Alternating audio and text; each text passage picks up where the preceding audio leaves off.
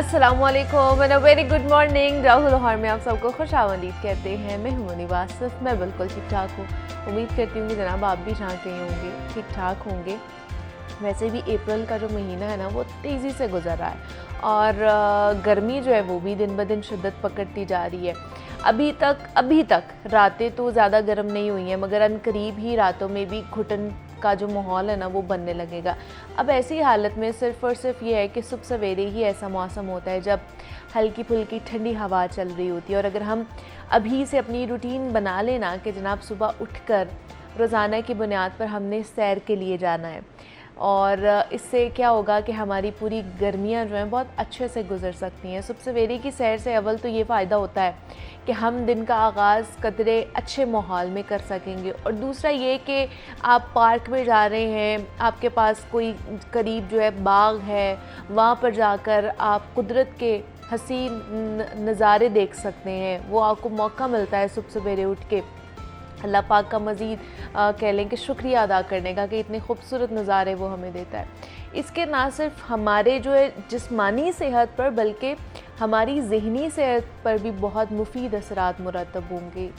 Park या फिर बाग में जाकर अगर हम गीली घास पर चलें, ताज़ा हवा में सांस लें और थोड़ी सी वर्जिश भी कर लें, तो इससे हमारे जिस्म में दिन भर के लिए एनर्जी जमा हो जाती है, हमारी जो क़ुव्वत मुदाफ़त है वो बढ़ती है और ज़हनी सुकून भी मिलता है। सबसे अहम बात ये होगी कि हम लोग इस अमल को अपनी एक रूटीन बना लेंगे।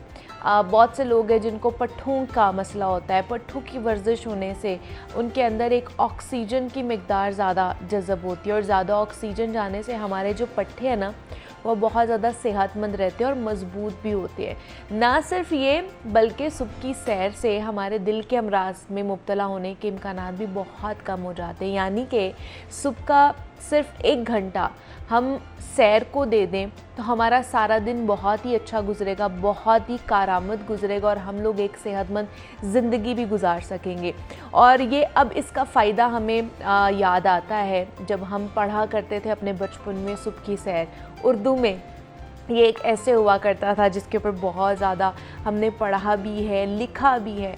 तो अब इसका फ़ायदा समझ आता है कि जनाब वो उस टाइम जो हम पढ़ रहे थे, और तब हमें समझ नहीं आता था कि अच्छा सुबह सुबह उठ के आप कैसे पार्क में जाएंगे, सुबह की सैर करेंगे, जब गीली घास पे चलेंगे तो उसका क्या फ़ायदा होगा। अब जब आपके वो एक्सपीरियंस करेंगे ना तो तब आपको समझ आएगी कि हाँ, जो चीज़ हम तब पढ़ते थे अपने बचपन में वाकई उसका असर है कि जब आप गीली घास पर चलते हैं, नंगे पाँव चलते हैं, तो आपके अंदर जो सेंसेशन होती है बॉडी को एक रिलैक्सेशन के मोड की तरफ लेकर जाती है। आपको सुकून मिलता है, ना कि सिर्फ बॉडी को, आपको ज़हनी तौर पर भी आपको बहुत ज़्यादा सुकून मिलता है। जब आप खूबसूरत सा आसमान देखते हैं, सब्ज़ घास देखते हैं, खूबसूरत से फूल देखते हैं, आपकी आंखों को ठंडक मिलती है। तो ये सारे नज़ारे सुबह सवेरे के ये आपको वैसे ही बहुत ज़्यादा आपका मूड खुशगवार कर देते हैं। तो आगे गर्मियाँ भी आ रही है तो ये एक अपनी रूटीन का हिस्सा बना लें कि आपने सुबह सवेरे उठना है। आप 1 घंटा पहले उठ जाएं, आप जिस टाइम पर उठते हैं, और उससे पहले जाके हल्की फुल्की वर्जिश करें। नहीं भी करनी है तो आप हल्की फुल्की वॉक कर सकते हैं बाग में जाके, पार्क में जाके। ये आपकी सेहत को मज़ीद कह लें कि इन्हांस करेगा, बेहतर बनाएगा। अभी आगे बढ़ते हैं, कुछ बात कर लेते हैं जनाब आंखों की सेहत के हवाले से। आंखों में आंसू सिर्फ गम की अलामत नहीं है, बल्कि ये हमें इस बात का भी पैगाम देते हैं कि जनाब आपकी आंखें बिल्कुल ठीक तरीके से काम कर रही हैं। क्योंकि कभी कभार ऐसा भी होता है कि हमारी आंखें खुश्क हो जाती हैं और वो आंसू पैदा करने से कासिर हो जाती है, जिसको हम ड्राई आइज़ या ड्राई आइज सिंड्रोम कहते हैं।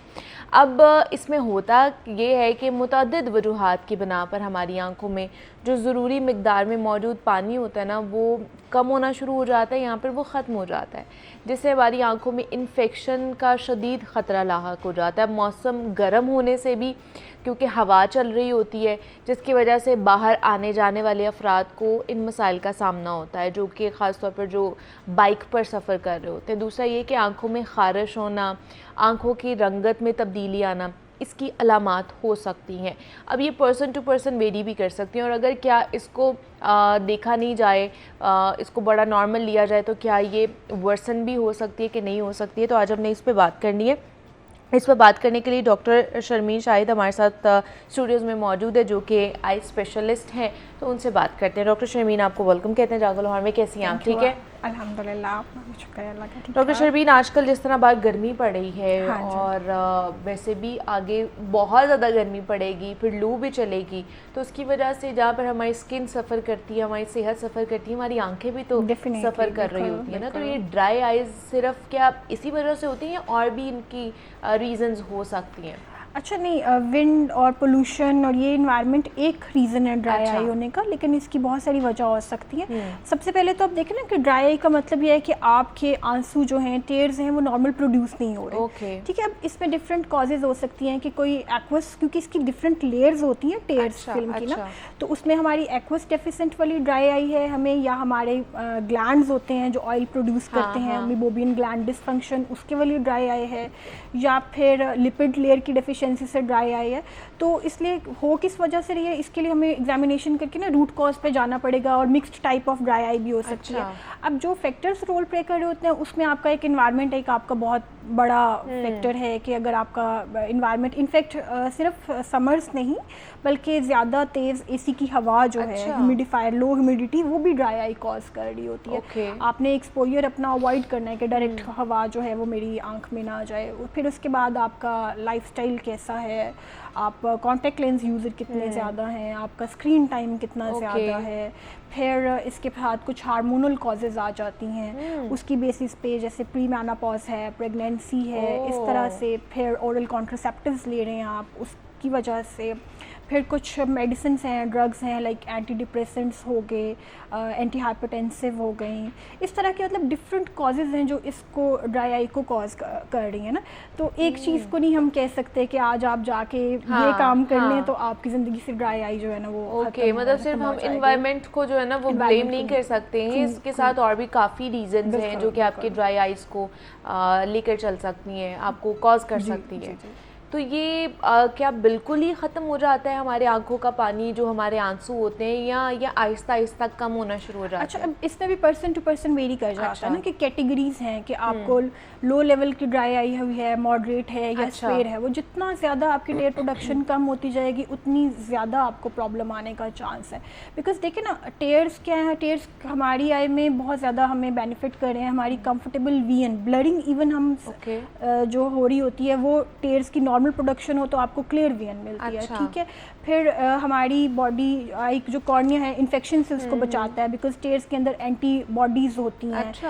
हीलिंग प्रोसेस आपका अच्छा हो जाता है टेयर्स के साथ ना। तो अब एक पर्सन जिसकी कह लें कि ये सारी चीज़ें हैं, ऑक्सीजन आप थ्रू टेयर्स ले रहे हैं, मतलब रोना अच्छा है हमारी आंखों के लिए, आंसू अच्छे हैं हमारी आंखों जिनके नहीं प्रोड्यूस हो रहे उनको थोड़ा सा प्रॉब्लमेटिक सिचुएशन हो सकती है, लेकिन जिनके आंसू ज़्यादा आते हैं। एक और बात याद है कि ये भी एक मिथ है कि अगर आप समझ रहे हैं कि मेरी आईज बहुत ज़्यादा वाटरी हो रही हैं, उनमें बार बार पानी आ रहा है, तो शायद मुझे भी कोई मसला होगा, नहीं कि मुझे शायद ड्राई आई नहीं है। अच्छा, हाँ जी, उसमें आपने ये नहीं सोचना कि मेरी आईज में वाटरिंग ज़्यादा तो शायद I have the adequate supply of the tears कि मुझे मसला नहीं है। वाटरिंग आना एक सिम्टम है ड्राई आई की। अच्छा, ज़्यादा वाटरिंग अगर आपकी आईज हो रही हैं तो वो भी ड्राई आईज के सिम्टम हो सकते हैं। जी जी, बिकॉज वो एक रिफ्लेक्स टेयरिंग होती है ना, ब्रेन को मैसेज जाता है कि एडिक्वेट टेयर्स नहीं प्रोड्यूस हो रहे, आप उसको मैनेज करें ना, तो रिफ्लेक्स टेयरिंग है।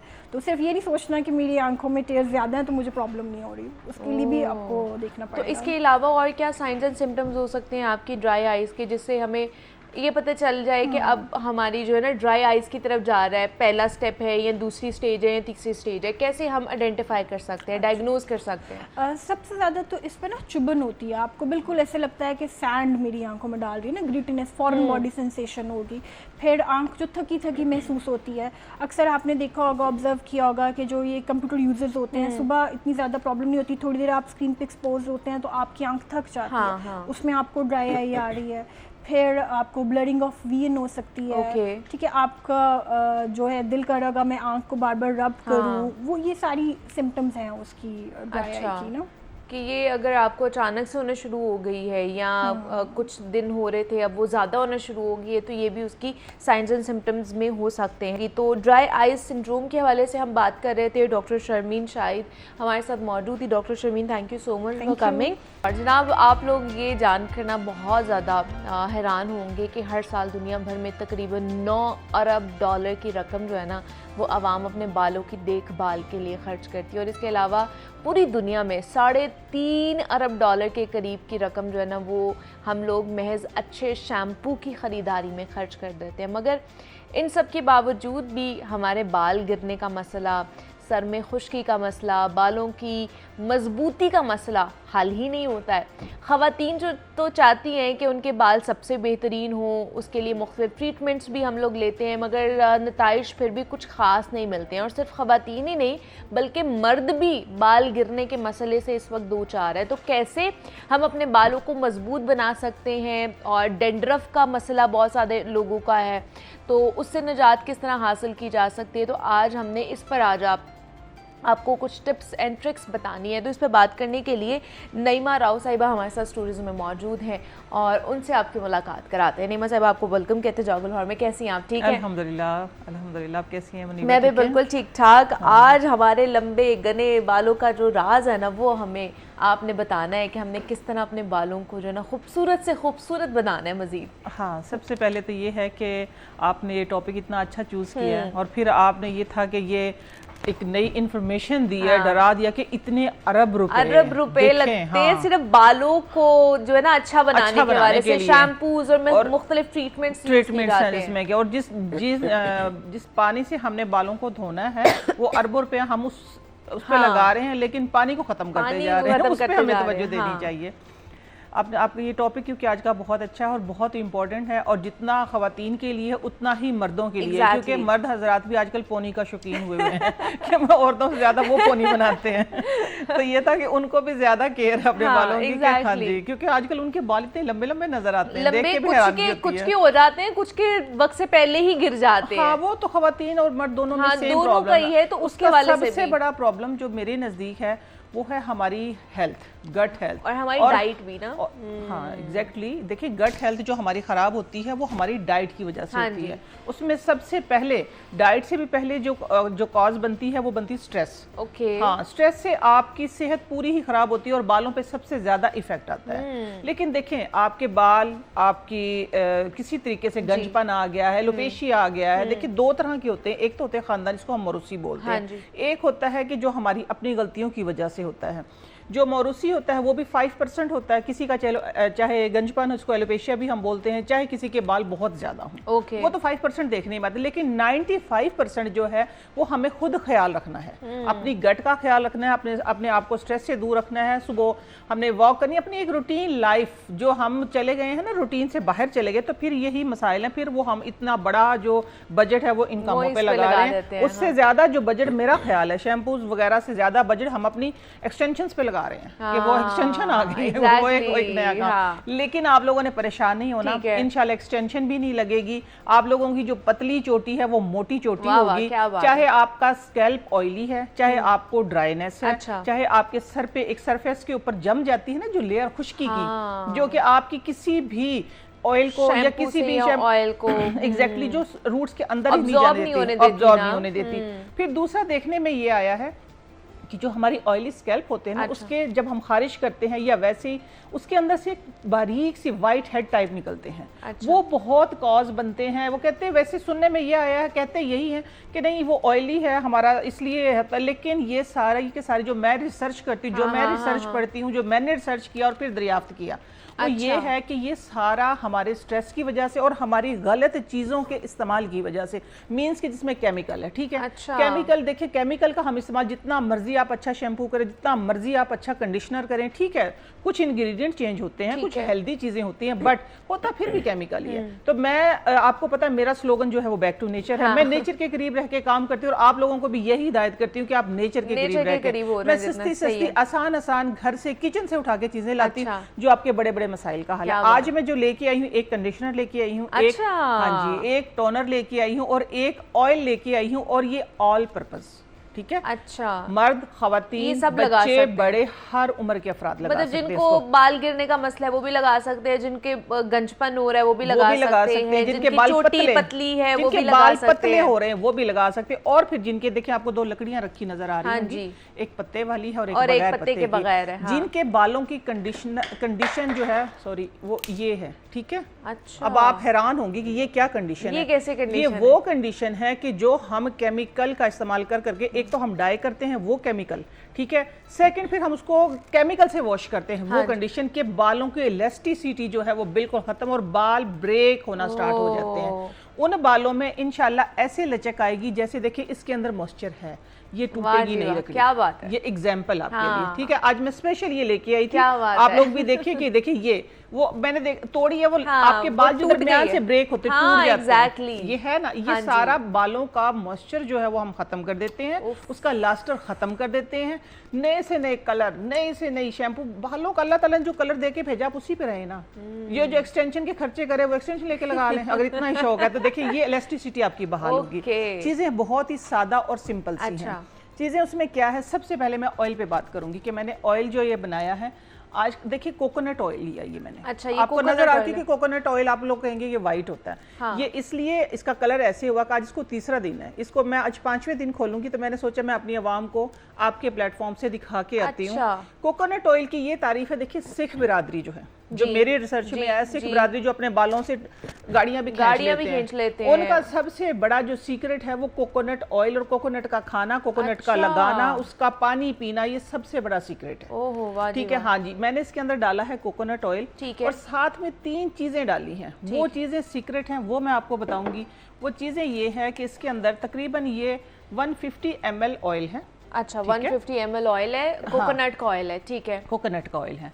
अब ये चीज़ ज़रा फोकस करना, ये है एक बेरीज टाइप की है, इसको, इसका नाम है हुब्बुल्लास। हुब्बुल्लास, हुब्बुल्लास, पंसारी पे जाके बोलेंगे आराम से दे देंगे वो आपको, ठीक है। हुब्बुल्लास, ये मैंने एक इतनी ही, जितनी ये आपको मेरे हाथ में नजर आ रही, बड़ी चम्मच बनती है। अच्छा, ठीक है, टेबल स्पून जो है हमारी, ठीक है। दूसरी चीज़ इसके अंदर गए हैं भंग के बीज, तुख्मे भंग। तुख्मे भंग के बीज, तुख्म कहते हैं बीज को। अच्छा, मीन्स कि मैं लोगों को समझाने के लिए बोल रही हूँ। ये है तुख्मे भंग, ठीक है, या भंग के बीज आप कह सकते हैं, ठीक है। ये ये भी 1 चम्मच, हाँ, इजीली पंसारी से। ये चीजें बहुत हैं, मैं बता रही हूँ, अल्लाह ताला ने हमारे लिए बेशबहा खजाने उतारे, लेकिन हम जरा मॉडर्न हो गए हैं, अपनी सेहतों को खराब कर लिया, अपना सब कुछ ही हमने सिस्टम ही बिगाड़ लिया है।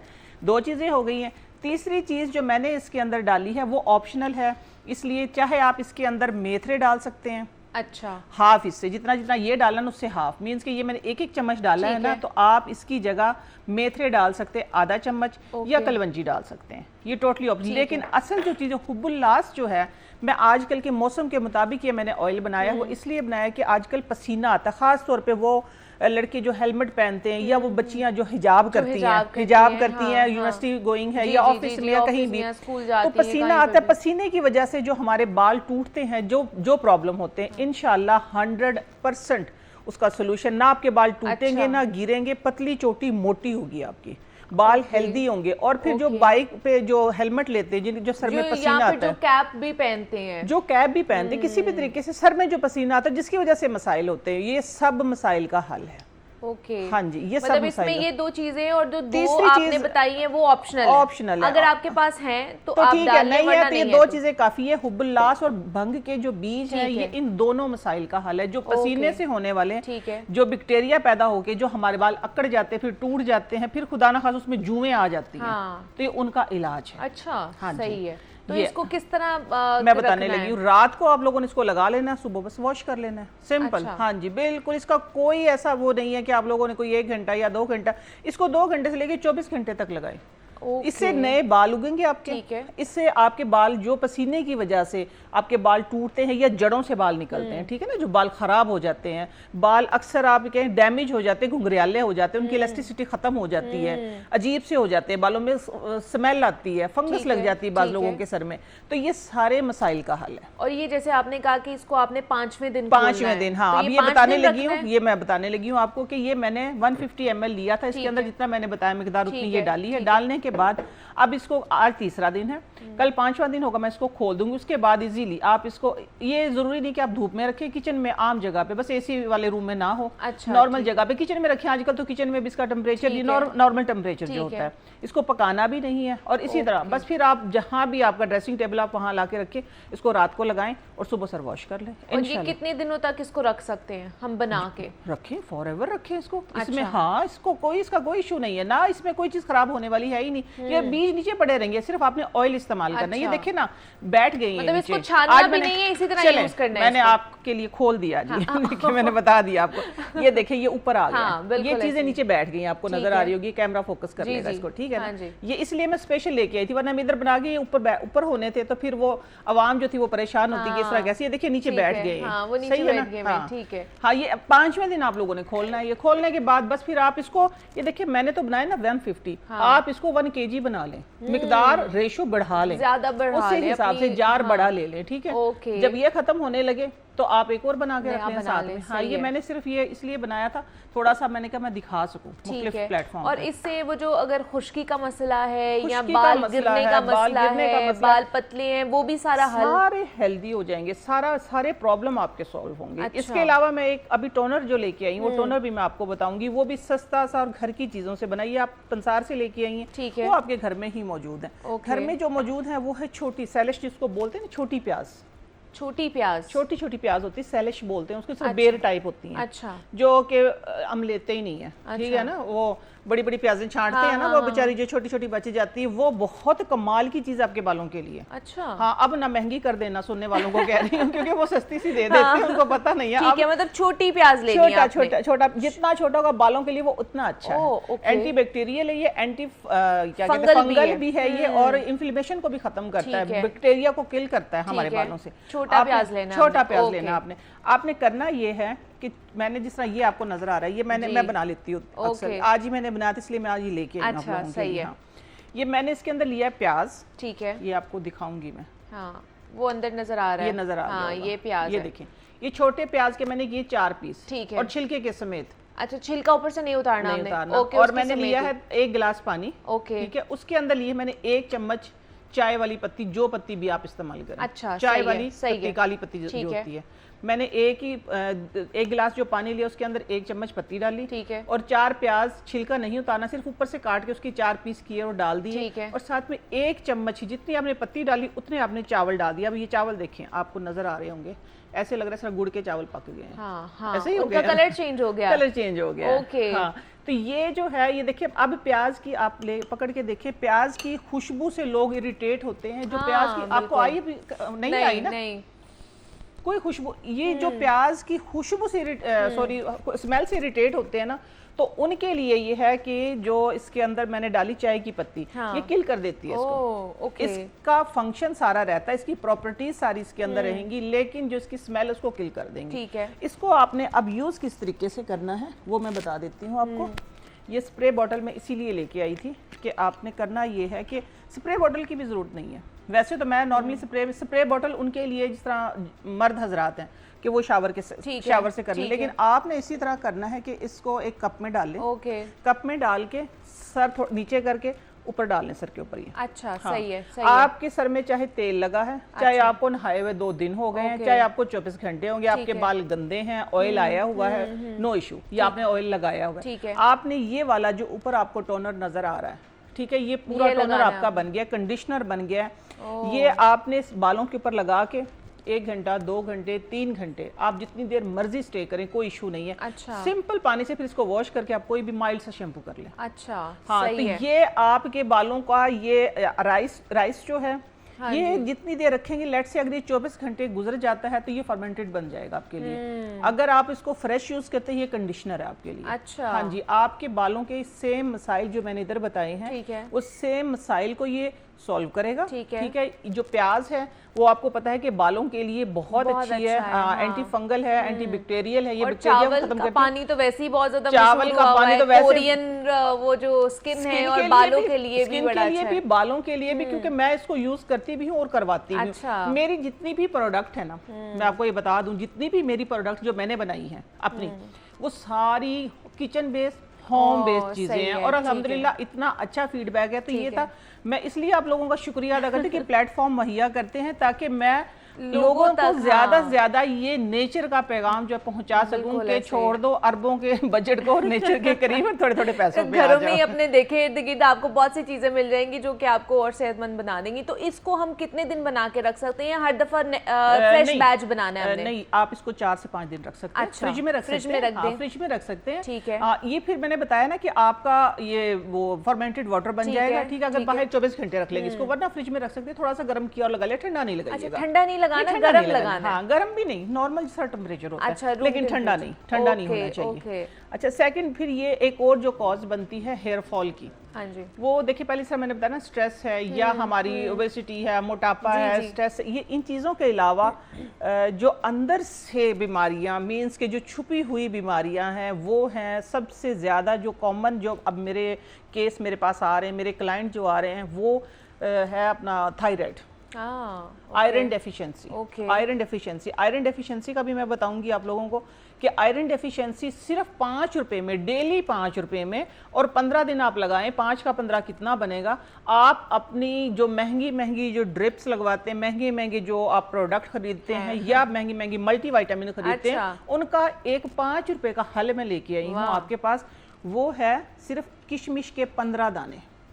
अच्छा, किशमिश के 15 दाने, अगर आपकी उम्र 15 से ऊपर चाहे 100 साल तक है, और फिर 15 से अगर नीचे है तो 12 दाने। अच्छा, ठीक है, हाँ सही जी। है। ये आपने रात भर पानी में भिगो देने हैं। ओके। ठीक है, अभी अभी आपके ही इधर बैठे हुए, हाँ, हाँ। मैं बैठी थी गेस्ट रूम में, वहीं मुझे कॉल आई है कनाडा से कि अच्छा। उसने ये वाला टोटका किया और कहती है अल्हम्दुलिल्लाह मैं बहुत रिफ्रेश और मेरी स्किन जो है वो ग्लो कर रही वाह जी वाह, है, क्या और बात बाल है। इससे 100%, क्योंकि देखिए आयरन डेफिशिएंसी अगर दूर होगी तो वो तो हाँ। आपका पूरा गट ठीक होगा, आपकी स्किन ठीक होगी, और आपके आपके बाल बाल अच्छे होंगे, होंगे। हाँ। रात भर आपने भिगो देने 15 ठीक है। दिन, ठीक है, सुबह पानी पी लेना और किशमिश खा लेनी है। अच्छा, ये छोटा सा सस्ता सा, आप लोग सिर्फ देखे, आपकी सारी ब्यूटी आपके किचन में है, किचन गार्डन में है। और किशमिश के 15 दाने रोज खाने, रात को भिगोए हुए। सुबह, हाँ, सुबह सुबह उसका पानी पानी पी पी लेना है और उसके बाद उसको चबा के खा लेना है। चबा के ठीक खा है। लेना है। ओके। सादा सा नुस्खा। निहार मुंह। निहार मुंह, ठीक है। निहार मुंह आप ठीक है। देखिएगा, 15वें दिन देखिएगा, फिर 1-2 दिन का ब्रेक देने की जरूरत नहीं है। हाँ, जो शुगर पेशेंट है भाई वो नहीं खा सकते। अच्छा, हाँ जी, सही जैसे है। मैं हूँ, मैं नहीं खा अच्छा, सकती। नहीं हाँ, खा कभी सकते कभार 2-4 दाने मैं ले लेती हूँ क्योंकि मैं अच्छा। डायबिटिक हूँ। तो ये है ओके। कि वो फिर डायबिटिक, आपको पता है ऐसी चीज है, उसे प्यार प्यार से जी, चले तो वो जी, ठीक जी, होता है। जी, अगर जी। थोड़ी सी छेड़छाड़ करे वो आगे से वो बड़ा आगे से बैड ज्यादा रिस्पॉन्स अटैक करती करती है, वो हाँ। बड़ा बैड रिस्पॉन्स हाँ, करती है। हाँ। इंशाल्लाह शुगर पे भी किसी दिन मैं ठीक आप लोगों है, के साथ जरूर, करूंगी जरूर। और बताऊंगी कि मैंने अपनी शुगर को अल्हम्दुलिल्लाह ठीक है। इन्हीं चीजों से चले, कैसे किशमिश रिवर्स तो किया। होगी, ये जो भिंडी रखी हुई है, ये इसका क्या करना है हमने? भिंडी का ये करना है कि भिंडी देखिए अभी ताजा हाँ, फ्रेश, ठीक अच्छा। है, मार्केट में आ गई है। ठीक है। भिंडी का आपने ये करना है कि आपने अपने बालों की लेंथ के लेट से, अगर आपके बालों की लेंथ हाफ कमर तक है, अच्छा, ठीक सही है।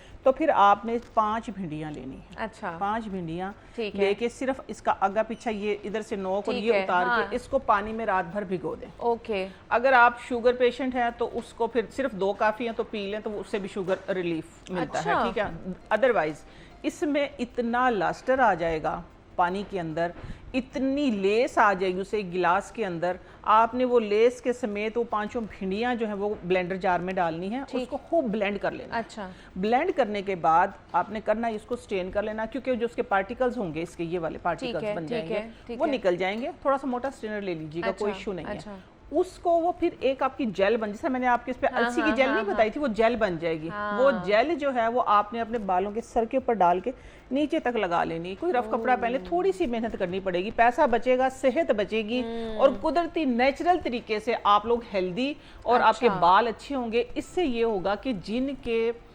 जिनका केस है ना कि बाल उग ही नहीं रहे, हमारे बाल हमारे ठीक हो ही नहीं रहे हैं, बारीक बारीक से हाँ जी, हाँ बेजान से बाल हैं, इंशाल्लाह आप इसको सिर्फ 1 दिन छोड़ के, हफ्ते में 4 दिन करें, 1 दिन अच्छा, छोड़ के 1 दिन, ये ओके, अमल करें। ओके। 5-6 भिंडियां लें, रात को भिगो दें, सुबह ब्लेंड करके उसको, ठीक है। और उसका जो स्टेन करके स्टेन सर पे करके लगाएं, जेल और जो आपकी एक बन जाएगी जेल जो ना? बन जाएगी वो हाँ। आप देखेंगे कि कंडीशनर जो आप महंगे से महंगे जो कंडीशनर लेते हैं ना, उसका काम इसका करेंगे। मुकाबला वो भी नहीं कर सकते। आपके जो फ्रिजीनेस हो जाती है, Frizziness, ड्राई हो जाती है, खास तौर पे। मॉइस्चर उड़ जाता है, खास तौर पे जैसे मैं रोज ब्लू ड्राई और खास स्ट्रेटनिंग तौर कर पे रहे होते हैं ये ना, वाले हाँ। बाल जो हैं, ये वाले जो उनके मैंने लिए बताए, ये बहुत अच्छी बदन के लिए ये बहुत अच्छा है। आपने सिर्फ आधा घंटा इसको रखना है, अच्छा। सिंपल पानी से वॉश करके कोई भी माइल्ड कोई भी शैम्पू शैम्पू लगाएं, लगा कोई लें। भी शैम्पू लगाएं और इंशाल्लाह देखिएगा कि बाल आपके वजनी, क्या बात मोटे है। और हेल्दी हो जाएंगे। वाह जी वाह। तो ये 3 चीज़ें आज नईमा साहिबा हमें बता के जा रही हैं कि आपने ऑयल किस तरह बनाना है, आपने टोनर किस तरह बनाना है, और ये जो जेल है भिंडियों की आपने ये किस तरह बना के जो है ना इसको अपने बालों के लिए लगानी है, और उसके बाद आपके बाल जो है खूबसूरत से खूबसूरत हो जाएंगे। तो आप ये करिएगा, मैं भी करूँगी, फिर हम दोबारा से Feedback जब जरूर नेक्स्ट टाइम दीजिएगा। आएंगी ना नईमा साहिबा तो फिर हम इनको फीडबैक देंगे। तो बहुत शुक्रिया नईमा जी, साहिबा thank कि you। आप आई और इतने अच्छे टिप्स हमें आप देके जा रही हैं। ब्रेक लेते हैं, यहाँ पे मिलते हैं इस ब्रेक के बाद।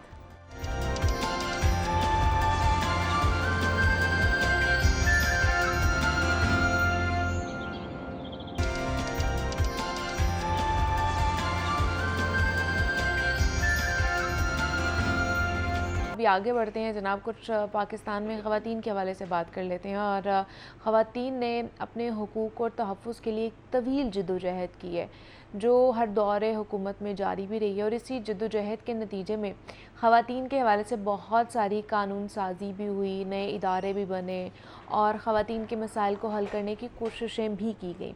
मुतअद्दिद कवानीन और आइनी तहफ़्फ़ुज़ात के मौजूद होने के बावजूद हमारे यहाँ ख़वातीन के इमलाक के हकूक़ का मसला समाजी और सकाफ़ती उसूलों में बहुत गहरा है।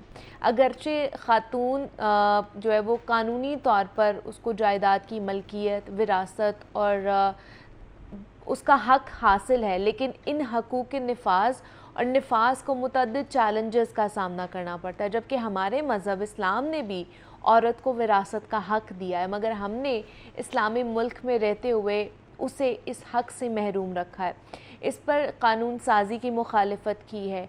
आज जब कानून मौजूद है तो उसके अमल दरामद में रुकावटें हैं, मसाइल बहुत सारे हैं। तो इसी के मुतल्लिक़ आज हम मज़ीद बात करेंगे कि कवानीन मौजूद होने के बावजूद भी आज ख़वातीन को विरासत के हक़ से क्यों महरूम रखा जाता है, और इन कवानीन पर अमल दरामद ना होने की वजूहात क्या हैं।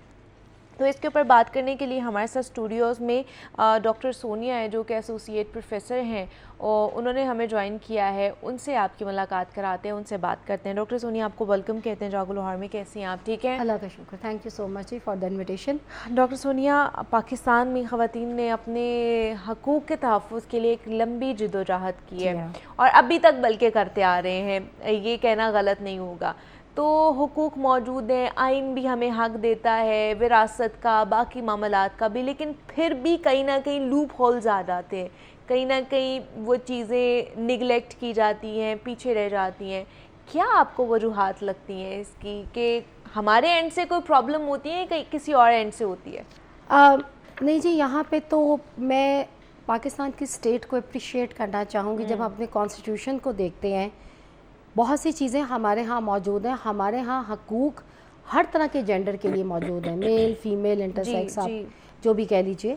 लेकिन हमारे यहाँ जो बड़ी, आपने अगर एक जेनेरिक आपने मेरे से सवाल किया है, तो बड़ी वजह वही है जी, इलिटरेसी और तालीम की कमी।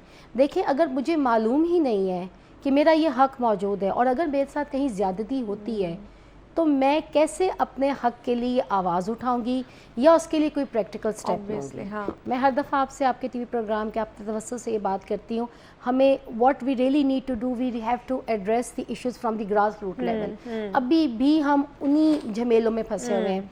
जब मिलेनियम डेवलपमेंट गोल आए थे तो पाकिस्तान का शुमार उन ममालिक में होता था, स्टेटिस्टिक्स सामने आए जहाँ पे बच्चियों की तालीम अभी भी बहुत कम है। अगर हम जेंडर पर्सपेक्टिव से, फीमेल पर्सपेक्टिव से बात करें, और टारगेट्स दिए गए थे कि हमने एटलीस्ट प्राइमरी एजुकेशन को 100% करना है। फिर हमारे पास आगे सस्टेनेबल डेवलपमेंट गोल जो कि 2030 तक हर मुल्क ने यूनाइटेड नेशंस को प्रॉबली रिपोर्ट देनी है कि हमने क्या क्या किया है। लेकिन आज 2025, it's been only like 5 years left, और अभी तक हम वो बेसिक टारगेट्स अचीव नहीं कर सके, जिसमें एक बड़े जेंडर इक्वालिटी, इक्विटी और एजुकेशन से रेलेवेंट भी उसके अंदर क्लॉजेस हैं। तो अभी तक अब जब तक हम ये इश्यूज़ के ऊपर लेके चलते हैं, जिस पे मुझे लगता है कि तालीम और अवेयरनेस और इन चीज़ों के ऊपर एक लेजिस्लेशन होनी चाहिए। ऐसे पेरेंट्स जो कि अपने बच्चों को स्कूल नहीं भेज रहे, और majority of them, those who are not sending them to the school, they are found in to sort of जो इलीगल ब्रीच करते हैं वो लॉ को। एक वो चाइल्ड लेबर की तरफ अपनी बेटियों को लेके जाते हैं, ठीक है, और दूसरा वो अर्ली मैरिजेस करा देते हैं। ये दोनों ही कॉन्स्टिट्यूशन ऑफ पाकिस्तान के खिलाफ है। कवानीन के खिलाफ है। तो अगर हम, मुझे ऐसा लगता है कोई ऐसा लॉ ले आइए, अच्छा। कोई ऐसे सिस्टमैटिक किस्म की एक पूरी कैंपेन होनी चाहिए, लॉज होने चाहिए जहाँ पे उन पेरेंट्स को कहीं ना कहीं अकाउंटेबल कर दे। मैं नहीं कहती कि आप जेल के पीछे डाल दें, लेकिन एजुकेट उन्हें करें, अकाउंटेबल बिल्कुल करें। हाँ, अब अकाउंटेबल करना पड़ेगा। एजुकेट तो जी हम लोग अब तो कहते हैं कि नॉन गवर्नमेंट ऑर्गेनाइजेशंस पाकिस्तान में बहुत अच्छा काम कर रही हैं। We are as a social scientist, I am linked with many organizations. They are trying their best, and they are the women. खुद वो कहती हैं, ऐसी खवातीन हमारे पास आती हैं, वो कहती हैं जब 30-35 साल हो गए डिफरेंट फील्ड में, जेंडर फील्ड में काम कर रहे हैं, पॉपुलेशन से रेलिवेंट इश्यूज पे काम कर रहे हैं। Population itself is one of the biggest issue. तो the scarcity of the resources, अभी तो हमें अपने बच्चों को देनी है वसाइल सारे, लेकिन जैसे जैसे आबादी बढ़ती जाएगी वसाइल मजीद कम होते जाएंगे। exactly. एक स्कूल में ऑलरेडी अगर 70 बच्चे हैं, आबादी बढ़ती जाएगी, स्कूल हमने और बनाने नहीं है, रिसोर्स है नहीं, तो वहाँ पे 150 हो जाएगा ना, चौक हो जाएगा हमारा system. So that we really have to focus over.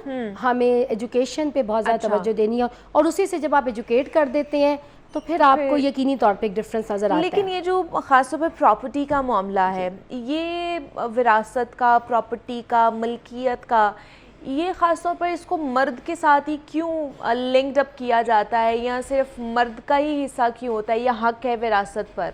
ये अभी भी हमारे माशरे में सिर्फ ये क्यों है कि अब अगर हमने आपकी शादी कर दी है, बेटी की शादी कर दी है, तो अब तुम्हारा विरासत में कोई हिस्सा नहीं है, अब वो बेटे का हो गया है। तो ये अभी भी ये चीज़ें क्यों हमारे माशरे में? देखिए, कॉन्स्टिट्यूशन ऑफ पाकिस्तान के article 23 and 24, these are two very important जो हमारे आर्टिकल जो है, जो हमारे कॉन्स्टिट्यूशन के अंदर प्रोविजन जो है मौजूद है, ये बात करते हैं प्रॉपर्टी राइट्स के ऊपर। उसके अंदर ख़वातीन को 3 इख्तियारात दिए गए हैं, to acquire property, to hold property and to dispose of property. अच्छा। वो एक्वायर भी कर सकती हैं अपनी विरासती प्रॉपर्टी को, वो होल्ड भी कर सकती हैं, वो डिस्पोज ऑफ भी कर सकती हैं। एक तो हमारे कॉन्स्टिट्यूशन, हमारे जो शरीयत लॉ है वो बिल्कुल on the principles of Islam है, बल्कि उसके अंदर अब बड़ी रीसेंट जजमेंट्स आपको सुप्रीम कोर्ट और हाई कोर्ट के अंदर भी मिलेंगी, जिसके अंदर अब जैसे जैसे वक्त गुजरता जा रहा है, इश्यूज़ जो थे वो बढ़ते जा रहे थे ख़वातीन के, तो कवानीन मौजूद है, उसके अंदर जो बड़े बैरियर्स हैं वो आपके सोशल एंड कल्चर बैरियर्स हैं। अच्छा। अब सोशल एंड कल्चर बैरियर्स क्या हैं कि एक खातून को जब आप शादी कर देते हैं तो ऐसा लगता है कि उसको किसी जायदाद की ज़रूरत नहीं है, बिल्कुल। वो अपने उसको हमने जहेज दे दिया, उसकी शादी कर दी है, तो उसको अब जायदाद की ज़रूरत नहीं है। ख़ास तौर पे हमारे रूरल एरियाज़ में। आपको मैं आपके प्रोग्राम के तवस्सुस से, बल्कि हकाम वाला की भी इस पर मैं तवज्जो दिलवाना चाहूँगी।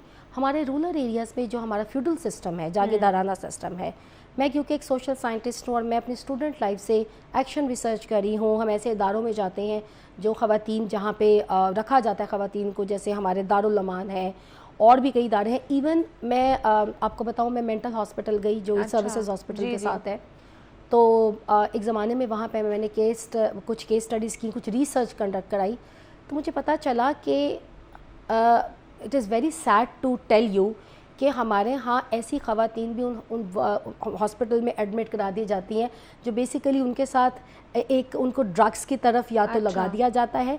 फ्यूडल ख़वातीन की फैमिली से होती हैं, अच्छे ख़ानदानों से हैं, जायदादों की खातिर उनको आप मेंटल डिसऑर्डर उनका डिक्लेयर करवा के देते हैं ना, और उनको ऐसी सिचुएशन में रखा जाता है। ऐसी रेयर एग्जांपल्स होंगी लेकिन ऐसी मौजूद हैं। तो ये भी एक हमारे माशरे का एक है ही पहलू। और ये वो ख़वातीन है जो ज़्यादातर पढ़ी लिखी भी नहीं है, इनको राइट मालूम नहीं है। तो 2 तरह की चीज़ें हैं, या तो उनको मालूम नहीं है, दूसरा हमारे यहाँ इनको मालूम भी होता है, तो एक सोसाइटल प्रेशर है कि आप बैठें, जिरगा बैठें या फैमिली मेम्बर्स बैठें और आप डिक्लेयर कर दें, फिर वो साइन भी कर देती हैं कि तुम अपने भाई को दे दो, तुमने क्या करनी है, यू हैव योर हस्बैंड, तुम्हारे पास तो यू नो। हालांकि हम ये जब बेटी रुखसत करते हैं, हम ये नहीं बताते कि खुदा ना खास्ता बुरा वक्त किसी पे भी आ सकता है। तो when you don't have a husband, तो फिर तो 8% एक स्पाउस को जो है वो मिलता है, बाकी तो आपको कुछ और मिलता भी नहीं है। तो economic independence is something which is very very important for the growth and development of women in the entire world, not even in Pakistan. आप उसे इकोनॉमिकली किसी औरत को इंडिपेंडेंट कर देंगे, आप यकीन कीजिए ख़वातीन के 100% नहीं तो 95% इश्यूज जो है वो इश्यूज खत्म हो जाते हैं। डिसॉल्व हो जाएंगे। आप हाँ। हाथ नहीं फैलाते अपने भाई बाप हस्बैंड के, अगर आप इकोनॉमिकली इंडिपेंडेंट है और उसकी वजह से आपकी जो पर्सनैलिटी जो है वो आप हाँ, स्नब्ड नहीं बिल्कुल होते ऐसे हो, ही है, true। You can do what you want to do, आप पढ़ सकते हैं, आप तालीम हासिल कर सकते हैं, जो मदर्स हैं they can give better life to their children. तो ये जो हमारे प्रॉपर्टी राइट हैं, हमारा 2020 का एक बड़ा अच्छा कानून जो है वो मौजूद है, पंजाब में आया 2021 का जो कानून है, ठीक है। ये प्रॉपर्टी राइट के ऊपर ये जो 21 का कानून है, ये तो एक बहुत खूबसूरत स्टेट ऑफ पाकिस्तान ने कानून निकाला। उसके अंदर जो सबसे इम्पॉर्टेंट बात थी वो ये थी कि ख़वातीन जिनके राइट्स सल्ब किए गए वालिदैन की डेथ के बाद या उनको अवेयरनेस भी है। अच्छा। अब ये भी एक फैक्टर है कि हमारे we lack trust on our ये जो हमारे इंस्टीट्यूशंस है, जुडिशरी, पुलिस, थोड़ा सा हमारे यहाँ ये भी है, और कुछ हमारे जुडिशरी के सिस्टम स्लो भी होते हैं, काम करते हैं लेकिन जाहिर है अदालत अपना वक्त लेती है।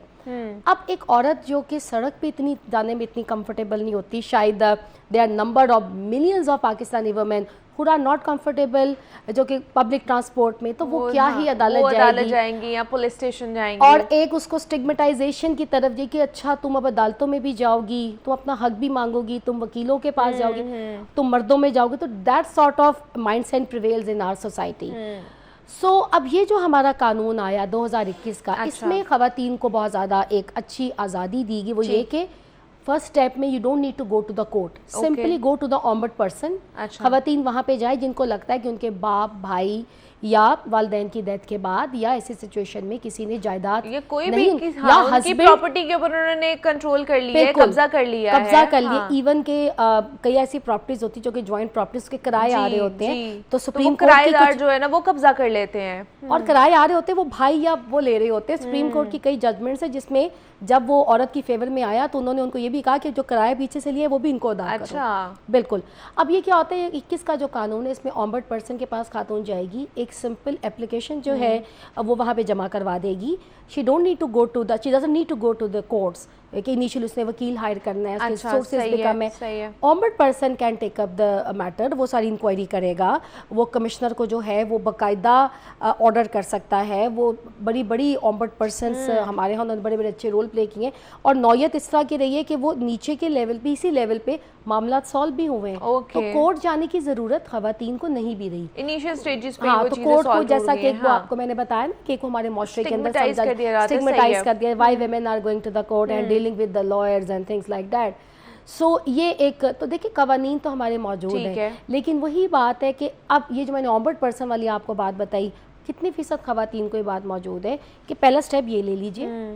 फिर हमारे यहाँ ये होता है कि in the entire life women they don't know about the assets, they don't know about the property, documentation. जी बिल्कुल। जब खुदा ना खास्ता घर में आप एक अगर अनमेरिड बच्ची है, उसके बाप की डेथ हुई है, वो एक अच्छी एज में 18+ है या 20+ है, या इवन खुदा न खास्ता किसी के हस्बैंड की डेथ हो जाती है, तो बीवियाँ कहती हैं कि हमें तो पता ही नहीं कागजात किधर रखे हुए हैं। बिल्कुल ऐसे ही अब वो important documents, there are people who have the access, other people other than the children and the wife who have access to those documents, there is a misuse of those documents। अच्छा, वो जब misuse होता है आपके हाथ में कुछ, तो ये ख़वातीन को ये भी करना चाहिए कि safe side they should know कि क्या है क्या नहीं है, they should have access to all the document. तो ये कवानीनी जो मामलात हैं उसके ऊपर हमने बात की है कि किस तरह के राइट्स हैं, ख़ासतौर पर प्रॉपर्टी राइट्स के बारे में पाकिस्तान में।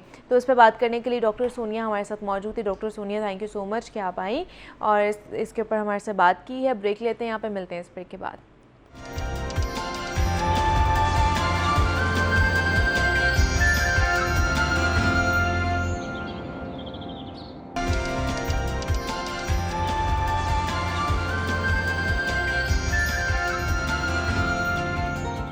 वेलकम बैक टू जागो लाहौर। जनाब, अब कुछ बात कर लेते हैं हस्पतालों की निजकारी के ख़िलाफ़ हेल्थ वर्कर्स की हड़ताल है। OPDs बंद होने से मरीज़ों का बुरा हाल है।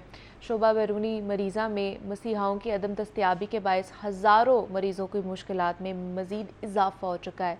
Services Punjab institute of cardiology, जना जनरल और चिल्ड्रन हस्पताल में मामूल की तिब्बी सहूलियात मुअत्तल हो चुकी हैं। चेयरिंग क्रॉस के बाहर ग्रैंड हेल्थ अलायंस का धरना अभी तक जारी है। 17 रोज़ हो चुके हैं और ये भी बताया जा रहा है कि जो इंसदादे पोलियो मुहिम है उसका भी बायकॉट किया गया है और हुकूमत से मुज़ाकरात तक हड़ताल जारी रखने का ऐलान किया गया है डॉक्टर्स की तरफ से, हेल्थ वर्कर्स की तरफ से। तो क्या सूरत हाल है, क्योंकि पंजाब हुकूमत की तरफ से तो कोई मुज़ाकरात के लिए फ़िलहाल कोई इनिशिएटिव नहीं लिया गया, कह लें कि नो लिफ्ट है पंजाब हुकूमत की तरफ से। तो ये क्या मामलात है, कब तक ये मामलात सॉर्ट आउट हो सकते हैं या होंगे भी या नहीं होंगे, तो इस पर बात कर लेते हैं। मोहम्मद बिलाल हमारे साथ स्टूडियोज़ में मौजूद है, नुमाइंदा लाहौर न्यूज़ है। बिलाल, आपको वेलकम कहते हैं जागो लाहौर में। कैसे हैं आप? ठीक है आप सुनाएं। बिलाल, 17 रोज़ हो गए हैं, क्या मामलात हैं? तय होने की तरफ ही नहीं जा रहे हैं, ये तो मामला तूल पकड़ता जा रहा है। बिल्कुल बड़े अफसोस की बात इस वजह से है कि क्योंकि अगर डॉक्टर्स चेयरिंग क्रॉस पे धरना दिए बैठें और अपनी ओपीडी को स्ट्राइक पे ना लेके जाएं तो फिर तो हमें भी कोई इशू नहीं है जी। लेकिन इशू ये है कि इस वक्त जितना तूल पकड़ता जा रहा है और आज चौथा रोज़ है, लाहौर समेत पंजाब भर के जो सरकारी हॉस्पिटल्स हैं उनकी ओपीडी बंद है। हाँ। और चूँकि गुज़िश्ता 3 दिन से रोज़ मैं मुख्तलिफ हॉस्पिटल्स की ओपीडी को मैंने कवर किया है, वहाँ पे जाके मैंने लाइव दिए हैं, लेकिन जो मरीज़ आते हैं दूर दराज से, ख़ासकर गरीब लोग रिक्शों पे जो आते हैं अपने माँ बाप बहन भाइयों के साथ जो आते हैं, या कोई ऑफिस से छुट्टी लेके आता है, या कोई अपनी दुकान को छोड़ के अपने चेकअप के लिए आता है, तो मुनीबा जब उसको डॉक्टर नहीं मिलता या उसका चेकअप नहीं होता तो वो सबसे ज़्यादा दिल खराश बात होती है और उस वक्त बहुत दुख होता है। और कल भी मैं एक पेशेंट को देख रहा था सर्विसेज हॉस्पिटल में, एक बुज़ुर्ग थे, उनके साथ उनकी बेटी ही होगी और वो उनको बता रही थी कि बाबा आज सारे हस्पतालों में स्ट्राइक है, डॉक्टर नहीं है, एमरजेंसियाँ भी बंद ने ते हूँ, दसो की करिए, कितने जाइए, प्राइवेट हस्पताल पे चलिए। मतलब गरीब लोग जिनके पास अब तो मेरा ख्याल है अपर मिडिल क्लास भी प्राइवेट हॉस्पिटल में जाने से डरता है, जो सूरत हाल है, चले जाएँ तो लाखों रुपया तो ऐसे ही बिल बन जाता है। तो इशू ये है कि इस वक्त जो हॉस्पिटल्स के अंदर जो स्ट्राइक है ये बहुत ज़्यादा इस वक्त क्रिटिकल है।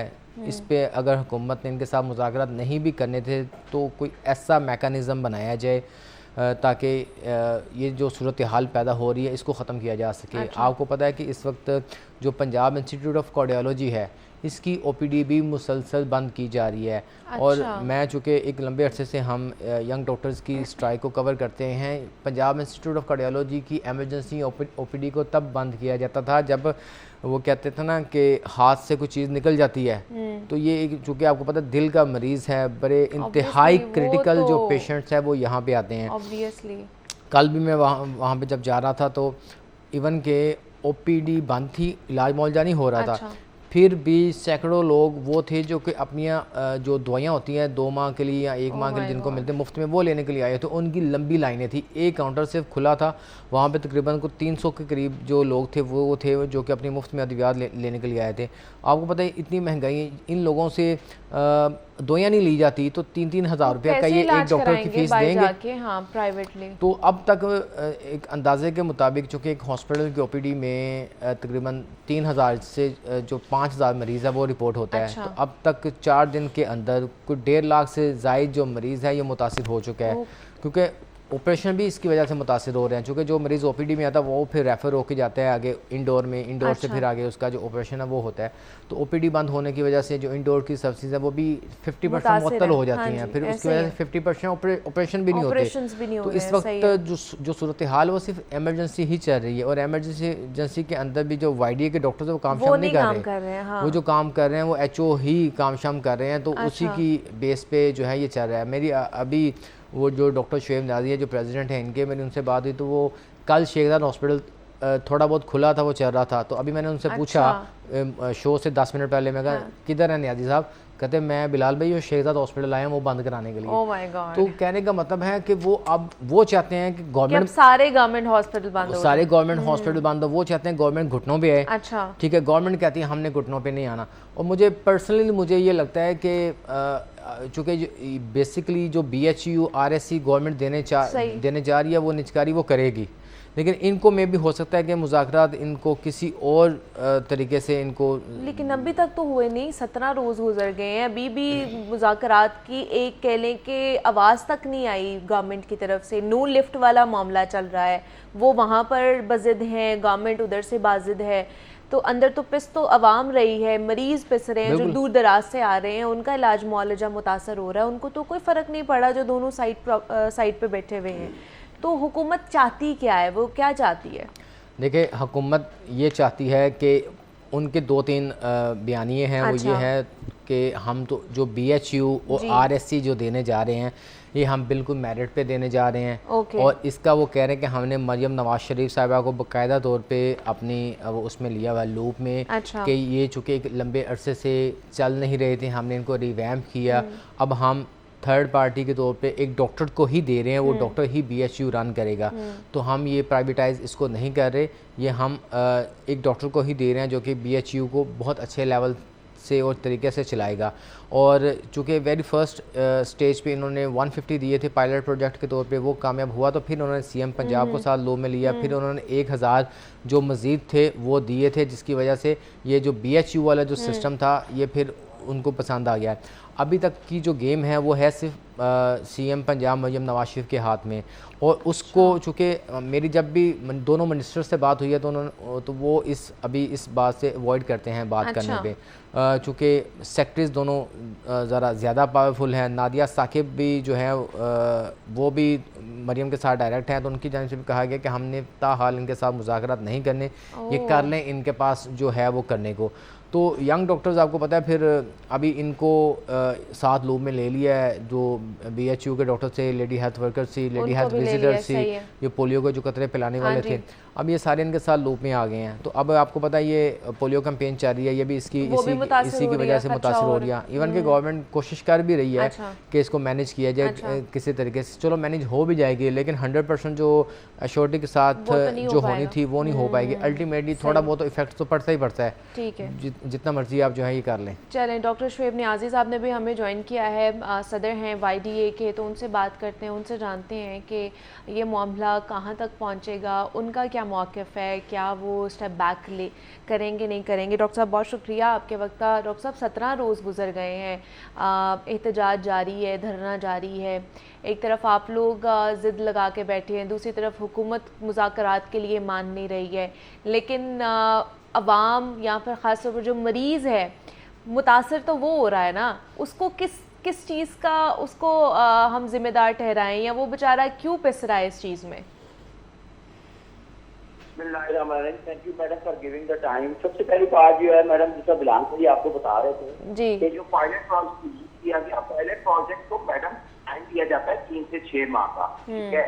इन्होंने पायलट प्रोजेक्ट के 23 दिन बाद, जबकि वो पायलट प्रोजेक्ट के 19 BHU डॉक्टर्स ने इनको वापस कर दिए थे, इन्होंने ब्यूरोक्रेसी में आगे बाहर अपडेट ही नहीं की। इन्होंने जो मंसूबा बनाया था वो बुरी तरह पहले ही फ्लॉप हो चुका था। जो इन्होंने पेशेंट की रेशो वहाँ पे कायम की थी, इन्होंने वहाँ पे पहले 84 पेशेंट की रेशो थी, इनके पेशेंट 32 चेक हुए, फिर इन्होंने 24/7 की वहाँ पे रखी थी कि 24 घंटे इलाज होगा, लेकिन 5 बजे के बाद वहाँ पे डॉक्टरों ने इलाज करना बंद कर दिया। और ये अब कल स्पीकर पंजाब असेंबली ने भी इस चीज का एतराफ़ किया है कि वहाँ पे हमारे देहातों में भी 5 बजे के बाद BHU फंक्शनल नहीं है, जो कि आपने आउटसोर्स किए थे। ये इनकी गवर्नमेंट ने एतराफ़ कर लिया है। और उसके बाद इस तरह के मंसूबे, आपको पता है इसमें सेहत का शोबा है, ये बड़ा इंपॉर्टेंट शोबा है। इसमें आप एक महीने के पायलट प्रोजेक्ट के बाद कैसे 1000 BHU को लॉन्च कर सकते हैं मैडम? सिर्फ तशहीरी मंसूबा बनाया गया। मरियम नवाज साहिबा को हालात से बिल्कुल आगाह नहीं किया गया। अगर उनको पता होता कि इस तरह से लोग बेरोजगार हो रहे हैं, इस तरह से इलाज मुआवजा नहीं होगा, इस तरह से मरीज मुतासर होंगे। 142 की एवरेज रेशो थी BHU के पेशेंट की आउटडोर की, जो कि कम होकर 32 पे आ गई है। और वो भी अगर मॉर्निंग इवनिंग में चेक होते थे तो वो शाम 5 बजे के बाद बंद है। पेशेंट को पैराडॉल CPM के अलावा कुछ नहीं मिल रहा।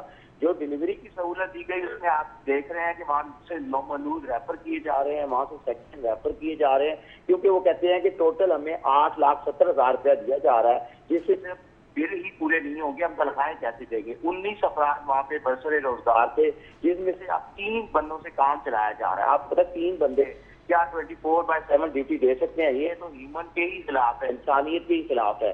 तो ये मंसूबे अब पहले ही फ्लॉप हो चुके हैं। हम ये नहीं कहते कि मंसूबे ना बनाए जाए, हम पायलट प्रोजेक्ट पे चुप कर जाते हैं, हम इस पे कोई रेजिस्टेंस भी शो नहीं की 150 BHU पे।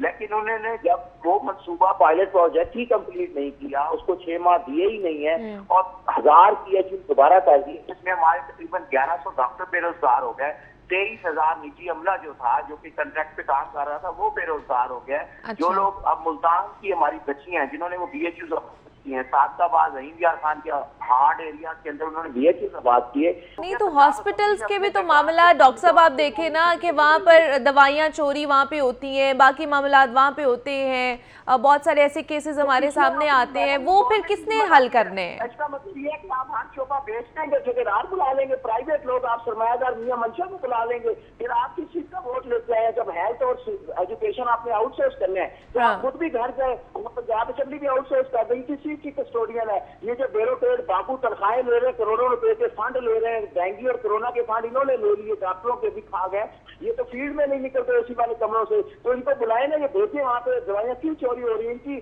इनकी सारी आशीर्वाद हासिल है। आप एक फार्मासिस्ट, हमने वहाँ पे कंप्लेन की दवाई चोरी की, 2 ट्रक चोरी हो गए सर्विस में, और ये दोबारा इनके नून लीग वालों की सिफारिश से वो बंदा दोबारा आ गया सीट पे। ये सारे महकमे मिले हुए हैं, मिलके खा रहे हैं, और मरीम नवाज को गलत रिपोर्ट दी जा रही है, उनको चकमा दिया जा रहा है। जब मरीम नवाज को सारी बातों का पता चलेगा, ये सारी टीम उन्होंने फारग कर देनी है। ये इतनी नाअहल और करप्ट टीम है, आपकी सोच से भी ज्यादा, और ये लोगों की बात सुनना पसंद नहीं करते, इतनी फिरौनियत है इनके अंदर। क्या इन्होंने सारी जिंदगी के लिए सीटों पे आ गए, सारी जिंदगी के मिनिस्टर है, इनको शर्म आनी चाहिए कि जब ये अपने हल्कों में जाएंगे लोग इन पे गड्ढे गड्ढे बरसाएंगे। हम तो उस वक्त से डर रहे हैं जब कुरान खासम लोग असेंबली का घेराव करने की बजाय अंदर घुस जाएंगे और असेंबली पे कब्जा कर लेंगे। आप प्राइम मिनिस्टर में देखे, आपने रैली निकाली है, सेक्रेटरी हेल्थ को पुलिस की वर्दी पहन के वहां से भागना पड़ा है बुरके की हालत में। ये हालात हो गए इनकी ब्यूरोक्रेसी से, महकमा इनसे चल नहीं रहा। COD 13 दिन से अंदर दफ्तरों में नहीं घुस रहे, पोलियो इनका का काम हो गया। और आपको पता है हेयर ड्रेसर पकड़ा गया कल पोलियो के कतरे पिलाते हुए, उसके कार पे फीमेल की तस्वीर थी और मेल हेयर ड्रेसर कतरे पिला रहा था। ये इनकी फेक एंट्रीज है जिसका इन्होंने पेट से शुरू से काम चलाया है। ये वही हरकत करना चाह रहे हैं, लेकिन हम इनको बुरी तरह एक्सपोज कर दिया। पूरा नेशनल इंटरनेशनल मीडिया धरने को कवरेज दे रहा है और हर चीज की दुनिया आगाह है कि वहाँ पे मासूम औरतों बहनों के साथ क्या सलूक किया जा रहा है। असेंबली के अंदर बैठे हुए लोग जिनके अपने भी घरों में माए बहने हैं, उनके पास आंख द्वारा नहीं कर रहे, हम यहाँ पे बैठे हैं। और हम अब डॉक्टर साहब देखिए, आप कह रहे हैं नेशनल इंटरनेशनल मीडिया धरने को कवरेज दे रहा है, ठीक है दे रहा है, वहाँ पे माएँ बहनें सारी बैठी हुई हैं, तबीयतें भी ख़राब हैं, धरना दे रहे हैं, अपने हक के लिए दे रहे हैं, लेकिन साइड बाय साइड आप देखें ना, मरीजों का भी तो हाल है ना, वो भी नेशनल इंटरनेशनल मीडिया उसको भी कवरेज दे रहा है, वो भी मरीज खार हो रहे हैं। जिनको मसीहा कहा जाता है, जो कि जान बचाते हैं, वही डॉक्टर्स हॉस्पिटल में नहीं होंगे, सड़कों पर होंगे, तो उनको भी कवरेज मिलेगी, वो भी इंटरनेशनली पोर्ट्रे किया जाएगा कि मसीहा डॉक्टर्स जो है ना वो हॉस्पिटल्स में नहीं है। आउटडोर सर्विस धरने के मकाम पे शुरू कर देते हैं, हम मरीजों को बुला लेते हैं, ये वहाँ पे अपनी सोच देते हैं। हमने प्रोटेस्ट ही रिकॉर्ड कराना है, सारी दुनिया के मजहब मुल्कों में डॉक्टर हड़ताल पे जाते हैं। अभी NHS में इंग्लैंड में सारे जूनियर डॉक्टर हड़ताल पे थे, किसी ने वहाँ पे ये नहीं कहा कि इनका क्या मसला है, उनको इंसेंटिव भी दिए गए, उनकी तनख्वाहें भी बढ़ाई गई, मजहब मुल्कों में आवाज सुनी जाती है। यहाँ पे ये लोग मैंडेट के बगैर भी आ जाते हैं और फिर भी समझते हैं कि हम इनसे पहले भी लोग आते रहे, वो भी अपने आप को खुदा समझते थे। अल्लाह का नाम ले, आउटडोर इन्होंने खुद बंद कराया है। 14 दिन सड़क पे चिलचिलाती धूप में आप बैठ के इनको आवाज पहुंचाते हैं, नहीं सुनेंगे तो हमारे पास और क्या हाल है। शुक्र करें मैंने इमरजेंसी नहीं बंद कर दी, मैंने एक इंडोर इलेक्टिव लिस्टें नहीं बंद की। अभी तक तो हम सबर का पैमाना हमारा लबरेज हो चुका है। ये 17वां दिन है, भाई बहनें बैठी हुई हैं, वो इनकी रेड लाइन थी CM साहबा की, तो उनके पास पहुंच जाए, 10 मिनट लगते हैं मुज़ाकरात करने में। अगर ये हमारी बात नहीं सुनेंगे तो हम सारी सब्जी उठाएंगे। मैं ये गवारा ही नहीं कर सकता। कह तो सही रहे हैं डॉक्टर साहब कह तो सही रहे हैं बिलाल के मरीम नवाज की रेड लाइन है, ख़वातीन, बुजुर्ग, बच्चे, जो कहा जाता है, ऐलानात भी किए जाते हैं, कॉन्फ्रेंसेस में भी बोलते हैं, वज़ीर भी बोलते हैं, फिर उनके मामले खुसूसी भी बोलते हैं। तो यहाँ पे भी तो ख़वातीन बैठी हुई हैं, प्रेग्नेंट ख़वातीन बैठी हैं, बच्चों वाली बैठी हुई हैं, पिछले 16 दिनों से बैठी हुई हैं। तो 2 मिनट लगेंगे अगर CM पंजाब जो है आके उनसे मुज़ाकरात या चले बातचीत ही कर लें कि चले सॉर्ट आउट की तरफ हम लोग इस मामले को लेकर चले। देखिए CM पंजाब ख़ुद ना भी आएँ तो ये जो मामलात हैं ये ख़ुद सेक्रेटरी और मिनिस्टर को इख्तियारात उनके पास हैं, तो वो ख़ुद ही इनकी जो ओहदे दौरान है उनको बुला के इनके साथ निगोशिएट कर सकते हैं। और ये कोई इतनी बड़ी बात नहीं है। जैसे न्याजी साहब ने भी अभी कहा कि हमें डॉक्टर्स को या YNA को, जो यंग नर्सिंग एसोसिएशन, उनको नहीं चाहिए। ये जो गरीब लोग हैं जिनकी 20-25 हज़ार तनख्वाह, इसमें लेडी हेल्थ वर्कर्स हैं, लेडी हेल्थ सुपरवाइज़र्स हैं, और ये छोटा मोटा जो काम करने वाली है LHV, ये वो लोग हैं सारे। तो कोई इतना बड़ा कोई रॉकेट साइंस नहीं है। अगर ये 15-20 हज़ार जो लोग हैं, इनको नौकरियां अगर दे भी देंगे तो महकमा सेहत के बजट पे इतना कोई खास फ़र्क नहीं पड़ना। पहली बात तो ये कि इन्होंने जो 2 कंपनियां बंद करने की है, PHFMC और IRMNC, इनके जो मुलाजमीन हैं अभी, चूँकि कल तक तो मुझे भी कंफर्मेशन है गवर्नमेंट की जानिब से कि अभी तक हम इनको नहीं निकालेंगे। अच्छा, वो ये कह रहे हैं कि अभी तक हम इनको नहीं निकालेंगे, ना ही किसी मुलाजमीन को बेरोज़गार करेंगे। चूँकि अब कंपनियां बंद हो रही हैं तो अल्टीमेटली इसका इफ़ेक्ट जो है ना, ये आना ही आना है। अच्छा। मे भी आजकल वो कह रहे हैं नहीं निकालेंगे, मे भी तो हो बाद सकता में है जून जाके के बाद निकाल कॉन्ट्रैक्ट रिन्यूअल ही ना हो या फिर इनको निकाल दिया जाए, तो फिर दोबारा से इस तरह का एक मोमेंटम बनाना बड़ा मुश्किल होता है। अभी चूँकि इनका मोमेंटम बन चुका है, वो लोग इस वक्त सड़कों पे है, तो अब मेरा ख्याल है अगर ये आउटडोर की पहले स्ट्राइक पे है, अगर ये इंडोर की तरफ जाते हैं तो मुसीबत गवर्नमेंट के लिए और मरीज़ों के लिए खड़ी होगी। तो इस वक्त बड़ा अच्छा टाइम ये है कि इनको लूप में लें, इनके जो जायज़ मुतालबात हैं इनको इन रिटर्न दें, और इनको कहें कि भाई हमें कहते हैं या मीडिया पे आके कहते हैं, ये पंजाब असम्बली में कहते हैं नहीं निकाले, तो इनको भी इन रिटर्न दे दें, उन्हें भी इनको इंश्योर करा लें। अब चूँकि ये मामला हल होने की तरफ जाना चाहिए, बड़ी देर हो चुकी है, गरीब लोग बैठे हैं। मेरा ख्याल है अगर 17 रोज से, मेरा ख्याल है 17 घंटे एक औरत एक बच्चों के साथ नहीं गुजार सकती, तो वो बड़ी मुश्किल होती है। ऊपर से आप घर बार अपना छोड़ के, अपना कारोबार, अपना मतलब सारी चीज़ें, रोज़गार छोड़ के आप बैठे हुए हैं सड़कों पे। बिल्कुल ऐसी है। तो बड़ा ज़रूरी है कि CM पंजाब को भी इस पर एक्शन लेना चाहिए। इवन कि वो मेरा ख्याल है इस वक्त पाकिस्तान में नहीं है, लेकिन जो है ये जो बकाया जो टीम है उनको ये चाहिए कि इनके साथ जो मुज़ाकरात है वो करें, ना कि चीज़ें ज़्यादा बदतर हों, मरीज़ों को ज़्यादा मुश्किलात का सामना करना पड़े। तो कोई इतनी बड़ी बात नहीं है, इनको इनके जो जायज़ मुतालबात हैं उनको सुना तो एटलीस्ट जाए ना, ताकि थोड़ी सी जो आइस है वो मेल्ट हो और चीज़ें जो है ना वो आसानी। लेकिन जो हमारे मिनिस्टर हैं, ये सेक्रेटरीज़ हैं, उनकी तरफ से भी कोई अभी तक ऐसा इनिशिएटिव नहीं लिया गया या उनकी तरफ से कोई मौक़िफ़ इख्तियार किया गया हो? देखिए मुनीबा, इसमें मेरी सलमान रफ़ीक से इस हवाले से 2 दफ़ा बात हुई, तो उनकी जानिब से कहा जा रहा है कि बिलाल भाई ये जो मसला है ये प्राइम मिनिस्टर कैंडिडेट का है।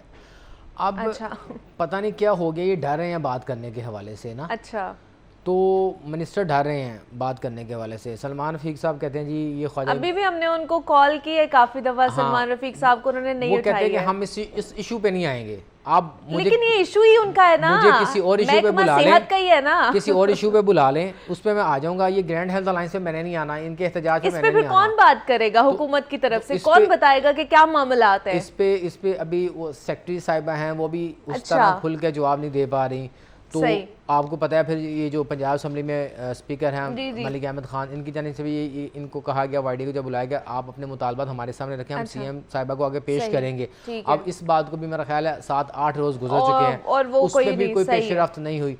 कमेटियां भी बन गई हैं, पुलिस ने भी इनके साथ मुज़ाकरात करने की कोशिश की, लेकिन उसका कोई हल सामने नहीं आया है। तो ये सारी सूरत हाल थी कि जनाब ग्रैंड हेल्थ अलायंस का प्रोटेस्ट जारी है। आज 17 रोज़ हो चुके हैं और डॉक्टर शुएब नियाज़ी साहब भी हमारे साथ मौजूद थे। वो हमें बता रहे थे कि क्या मुतालिबात हैं और किस तरह आगे लायामल अपनाया जाएगा। बिलाल चौधरी ने भी हमें ज्वाइन किया था। बिलाल, आपका बहुत शुक्रिया। डॉक्टर साहब, आपका भी बहुत शुक्रिया। मुझे इजाज़त दीजिए, अपना ख्याल रखिएगा। अल्लाह हाफ़िज़।